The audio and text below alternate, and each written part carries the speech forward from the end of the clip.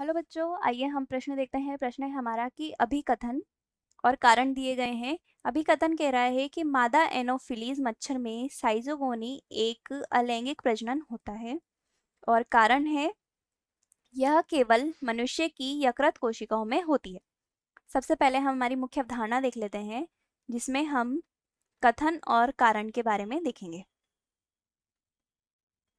हमें जो कथन दिया गया है वह कथन कह रहा है कि मादा एनोफिलीज मच्छर में साइजोगोनी एक अलैंगिक प्रजनन होता है। तो मादा एनोफिलीज मच्छर जो है उसमें प्लाज्मोडियम परजीवी पाया जाता है, जो कि मलेरिया रोग उत्पन्न करता है। अब इस प्लाज्मोडियम परजीवी में साइजोगोनी पाई जाती है, जो कि उसके जीवन चक्र की अवस्था होती है।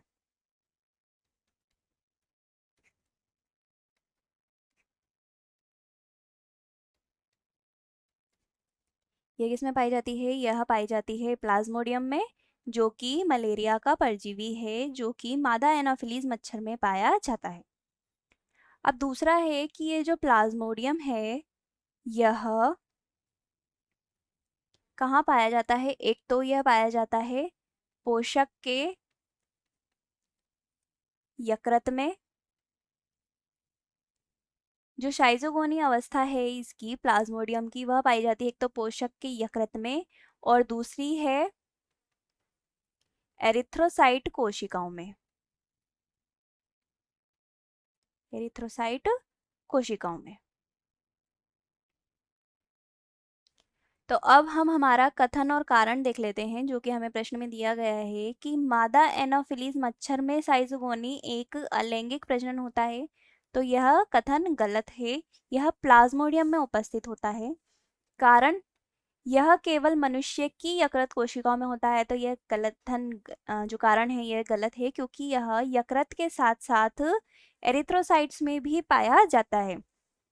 तो अब हमें विकल्प दिए हैं, ए और आर दोनों सत्य हैं और आर ए की सही व्याख्या है, तो यह गलत है। दूसरा, ए और आर दोनों सत्य है लेकिन आर ए की सही व्याख्या नहीं है, तो यह भी गलत है।